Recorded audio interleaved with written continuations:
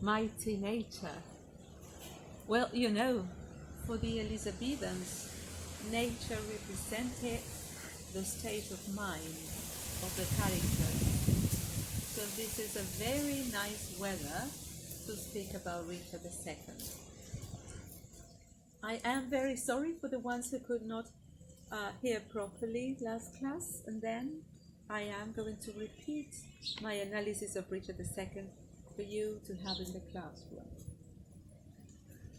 What I was saying in the first place was that Richard II is one of my favorite plays in terms of mastery of language.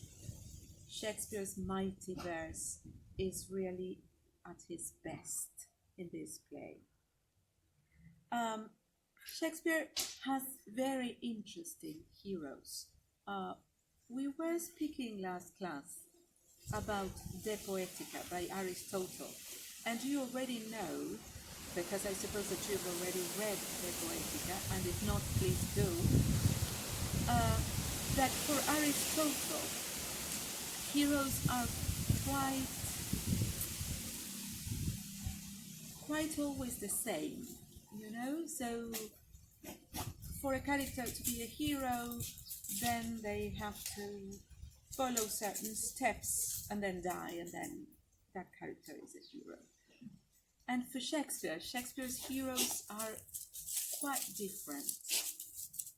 We have very different kinds of heroes. For example, take Macbeth and Lady Macbeth, that seem to be two alter egos of the same hero, for example. Take Hamlet, the great procrastinator who cannot make his mind, is a hero.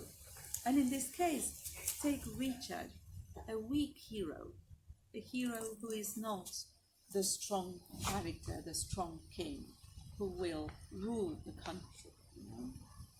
So Shakespeare has mighty heroes, but at the same time, and this is what Harold Bloom says in the Western canon, they are human. And this is the reason why Harold Bloom places Shakespeare at the center of the canon. So Shakespeare gives his characters and his heroes human dimension, even in historical dramas. And humanity is in part also to be fragile, to be weak. This is also human, you know. And Richard II will be a weak hero. So the plot, you already know this: a king deposed by another at the end of the House of Plantagenet, and the start of another dynasty, the House of Lancaster. And because of this writing of an usurper, the play was allowed in 1597, but couldn't last long. In 1601, it was out of theatrical performance. So the story is about the rise of the future Henry IV and the decline of Richard II. The character, Richard, is constructed by the interaction of the audience with the successive appearances and speeches of the king. Shakespeare's words allow Richard to evolve as a person, and the audience feels for him as a human being. But remember, we are literary critics. We do literary analysis. We are not psychologists. We don't analyze people, because Richard is not a person. He's a character in a text, in a play, and the author is so good that he feels like a person. And that means that Shakespeare's mastery of language, what he does to us, to our brains, with art, is great. But that doesn't mean that Richard is a person. Don't feel sorry or happy for Richard. Read and enjoy a literary text. So, the topic of the divine right of the kings is beautifully deployed and opens the door to the idea of meritocracy. depicted here, especially in the character of Bolingbroke. In this play, we have something that Shakespeare brings from Seneca. You know, there is a text that probably is in the resources that we uploaded in the classroom by Eliot. Shakespeare as Seneca's translation, where Eliot poses that Shakespeare is the new Seneca in Elizabethan England.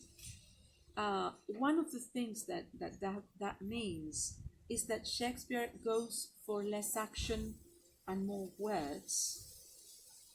And that also means that Shakespeare works on soliloquies with his characters. And the first soliloquy in this modern drama will be Richard II soliloquy. So we have the emergence of the soliloquy as one of Shakespeare's favorite devices. In the first act, we have Richard sitting in his throne in his full regalia, flattering as Richard's favorite thing. His incapability of reading this flattery, this will be his hamartia. And lastly, the mistake that will lead him to his death, the banishment of his antagonists. All of this in Act 1. Aristotle would die again. In Act 2, Richard, okay, Aristotle, don't be angry with me. In Act 2, Richard seizes his uncle John of Gaunt's money and land, mismanages the country, taxes the commoners, and Bolingbroke, who is set to administer the war with Ireland, assembles an army and wins over the Duke of York. And this is only Act 2. So everything is ready for the climax.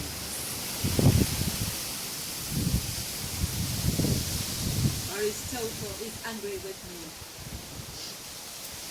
Aristotle, you should be angry with Shakespeare that does not respect your rules, not with me. Act 3 is the turning point of the play. Bolingbroke gets stronger and Richard feels his downfall. This act has one of the finest poetry in any play, I would say, not only Shakespeare. Please enjoy Act 3. Listen to Shakespeare's mighty verse. Read lines 155 to 170 in Act 3. And we have then Farewell, King, and then the incredible conclusion in lines 171 to 177. Please read that and analyze that to the Parzianino. In Act 4, we have the transfer of power, seen by Richard as two buckets, one rising and one falling, lines 184 to 192, an incredible metaphor. So imagine that the evolution of Richard, who begins that not understanding flattery, believing that the flattery is the truth, and coming up all the way to Act 4, who should bear the anagnorisis, and that is the anagnorisis, knowing the truth, gaining the truth. So Richard sees the truth and is able to make the finest metaphor in the play, the two buckets. In the final acts, the catharsis, Richard is in prison, begins to understand treason and language, gets more literal, and, of course, is killed. Shakespeare is to continue this story in Henry IV, parts 1 and 2, Henry V, our next play. But in Richard II, we can say that this play is more about the character of Richard than the deposition of the king. And I will quote Greenblatt in Will in the World, How Shakespeare Became Shakespeare, Norton 2005, who says, I quote, Richard II marked a major advance in the playwright's ability to represent inwardness. Inwardness, that is Richard II.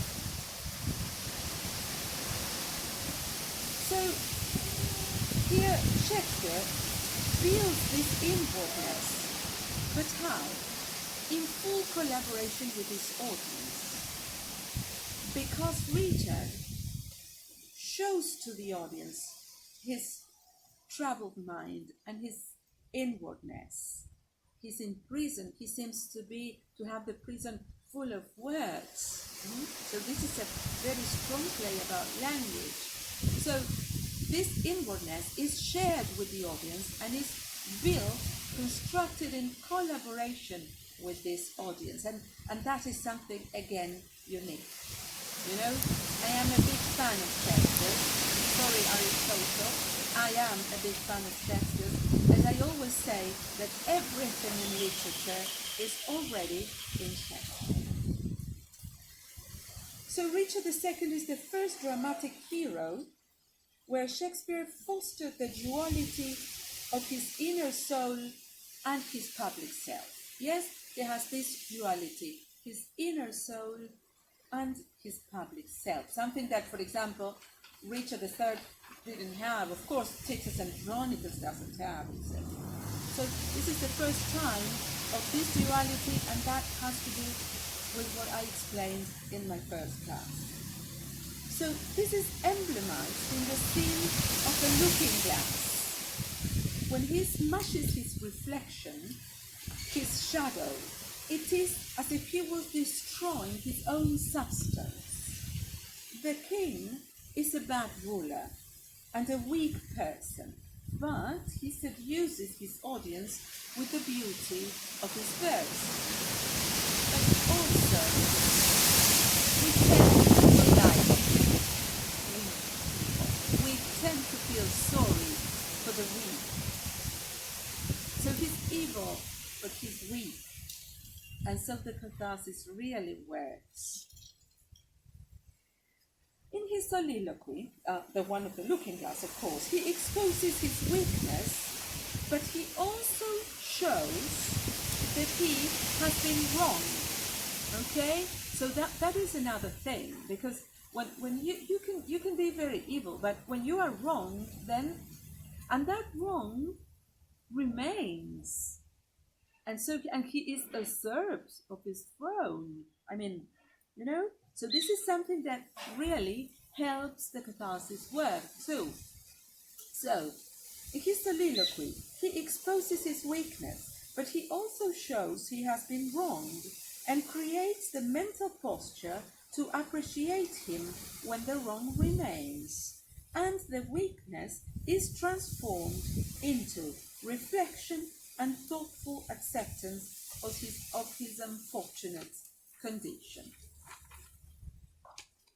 And in the end, the character shares with the audience his torment, his inner thoughts, and the struggle of his conscience and intellect. And that is first time in literature, Darley's, again, first in Shakespeare, a dialogue between the mind and the soul.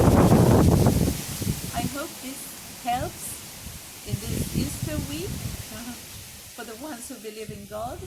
Shakespeare didn't believe in God, so this is more about the human being. And well, so with this material, plus everything you think, you have to answer the questions, give me quotations, support the quotations with your analysis, and support your ideas with the quotation. Remember, we work with academic writing. I don't want to hear your opinion. I don't want to know if you liked or not Richard II as a play or as a character. I want to see your mind working, your intelligence giving me the best analysis you can.